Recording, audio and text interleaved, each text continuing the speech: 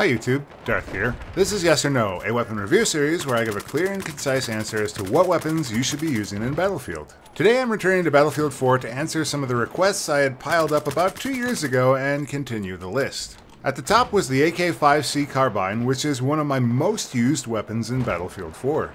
Sounds like a no-brainer, right? So let's ask, should you be using the AK-5C? Yes or no?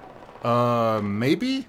I'm gonna have to throw a big question mark on this one. It's not as cut and dry as I thought coming into this. So I'm going to talk my way through this video and come to a conclusion towards the end. The AK-5C is probably my favorite go-to, particularly when I'm playing Engineer, or when I need something reliable that isn't a close quarters blaster. Let's talk about what this weapon excels at first. With a 0.2 left-right deviation, the weapon is perfectly balanced, as all things should be, at least from the standpoint of deviation. It makes the weapon very predictable and easy to control, you just have to pull down against the recoil. It also has middle-of-the-road upwards recoil at 0.32 degrees per shot, and its spread per shot is a pretty decent 0.091 degrees. Overall, these stats make it extremely easy to control, even on a console controller.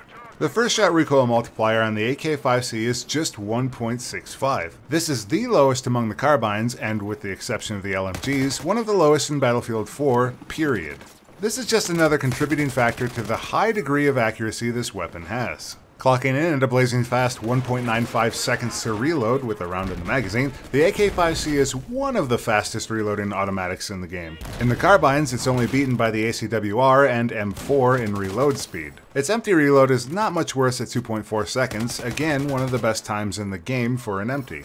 At 620 meters per second, the bullet velocity of the AK-5C is best in class. It even rivals some of the assault weapons in this respect. Combined with the exceptional accuracy, it means where you shoot with this weapon is pretty much exactly where your bullets are going to land. So yeah, you shoot this thing downrange and it's pretty much guaranteed hits, at least for the first 3 or so bullets. This might be especially useful if you consider yourself a headshot pro.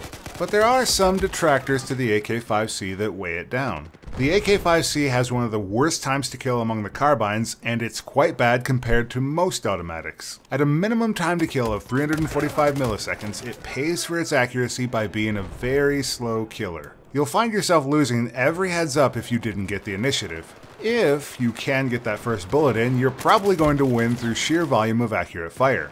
Which probably explains why so many top AK-5C players feel the need to use the silencer on this weapon. At 700 rounds per minute, the AK-5C is on the slower end of the carbine fire rates. It sits in this weird spot where it's a little fast to be as controllable as the G36C or Type 95B1, but it's also not as fast as the M4 or Ace-21, which both kill much faster with about the same level of accuracy. It also makes parrying an attachment to the AK-5C oddly open-ended, so you're not going to get much help there either. This gun isn't overloaded with detractions, it just doesn't really stand out in its class as a must-have. Let's compare this to some of its counterparts and one of the most accurate assault rifles, the SAR-21. Taking a look at some stat breakouts, we can see that the SAR-21 is a far more attractive option for long-range shots as an assault. But even the two competing carbines in the Ace-21 and M4 are slightly better options up to the 30-meter mark. The M4 remains competitive out to all ranges and has generally better performance even in short distances. I had to look at these charts several times and verified my numbers to make sure I wasn't seeing things. But the AK-5C does lose the long game to the M4 and the short game to both the M4 and Ace-21. If you need an all-rounder weapon with good range that isn't a burst weapon, maybe the AK-5C is your go-to. However, since most engagements in Battlefield are going to occur at less than 35 meters, you're probably going to have a lot of other better choices. But let's talk about what it's like to control the AK-5C, something that it excels at. The AK-5C is probably one of the most gentle weapons in the game. Its naked recoil is 0.32 degrees up, 0.2 left, and 0.2 right. With a first shot recoil multiplier of just 1.65, it's going to be a light kick on the first shot and a slight upwards trend. Controlling the recoil is going to be as easy as pulling down on your mouse or stick. This is about as exciting as all the weapons in Battlefield 1 were at launch and makes this weapon really easy to control even for a novice. As long as you're not moving side to side too much, your bullets are pretty much going to go exactly where you're shooting. As for bursting this weapon, keep in mind it's a minimum of 5 shots to kill a target even at close range. So you might find that to be your ideal burst pattern. The spread increase per shot is just 0.091 degrees, so it's not going to bloom out too much even in a full burst. If you're going for headshots specifically, you might want to attempt 3-round bursts instead. That volley of headshots will remain lethal out to 48 meters. When it comes to tactics, let's face it, the AK-5C is not a good CQB weapon at all. You can win engagements in CQB, but only if you get the drop on your opponent and have great aim, which is generally true of any weapon. But the AK-5C is a decent go-to weapon if you're on a humongous map and find yourself needing to engage against things at long range and mid-range. Otherwise, this thing is going to be a slight disappointment.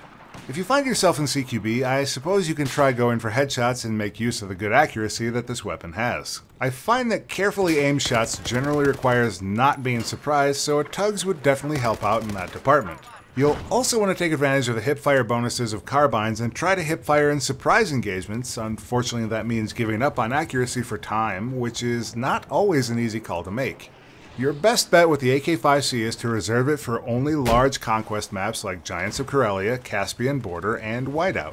Maps with a lot of long and open lines of sight that don't favor short-ranged weapons.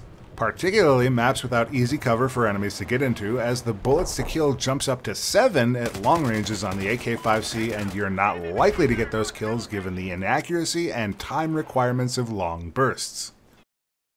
As for attachments, the AK-5C lives in a weird attachment space. There's really no best attachment for the AK-5C as it's very controllable, its base accuracy stats don't receive huge benefits from any one attachments, and even the top players are all over the place on this one. The top contenders from Battlelog preferred either the silencer or the heavy barrel, and most gravitate around the potato grip or angle grip. So what's my favorite loadout? For my optic, I usually run with either the Cobra sight or the HD-33. You can leave this one up to personal preference with this weapon, but I think that the HD-33 is going to give you a better idea of the effective ranges of the AK-5C. There's not a lot to work with in terms of CQB styling on this gun, and you'll get a slightly better visual of the target in its ideal range with the HD-33. For my accessory, I switched between running the target designator and the laser sight. Again, this can come down to some personal preference, but I find the target designator especially useful on large maps for finding targets at range. If you absolutely need to gain some additional CQB blasting power, the laser sight is a good backup. For the barrel, I prefer the heavy barrel just slightly more than the compensator. The heavy barrel will help reduce that spread per shot to dial in the accuracy of this weapon even more. I find that in concert with my grip choice that it's an excellent way to make the AK-5C one of the most reliable weapons in the game. Finally, for the grip, I chose the angled grip. Now, usually I might not throw the angled grip on a weapon that already has such a great first shot recoil multiplier, but I feel like something magical happens when I pair this with the heavy barrel on the AK-5C.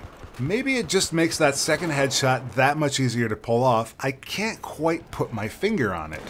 But the heavy barrel angled combination is pretty much what I ended up running with for 90% of my 3 dozen service stars with the AK-5C. The AK-5C is pretty adaptive, so feel free to throw on whatever you like. If you find something that feels more effective than what I've listed here, by all means play with that. While recording footage for this video, I even found that the stubby compensator is surprisingly effective for a weapon with little side-to-side recoil and low rounds per minute. So this might just be the most adaptive weapon in the game.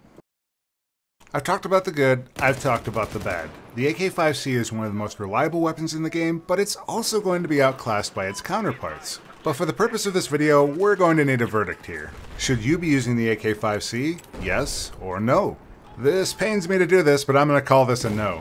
Even I can't believe it. I have played tens of hours with this weapon. I feel like it's a super solid go-to, and I'm not wrong as it's one of the more accurate automatics in the game.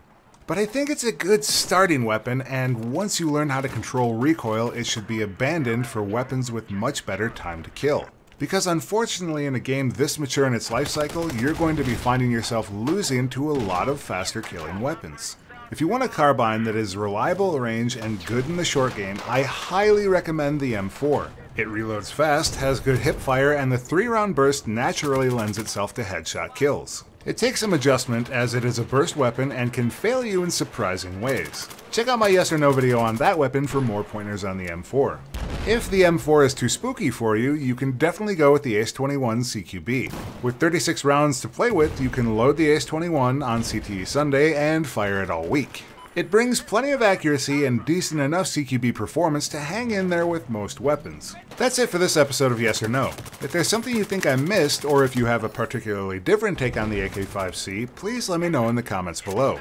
Turns out I might be doing a few more of these before Battlefield 5 lands, so if you have a weapon you want me to review for Battlefield 4 or maybe even Battlefield 1, let me know below. If you like what you saw, be sure to force choke that like button and consider sticking around with a subscribe. And as always, thanks for watching, and I'll see you next time, YouTube.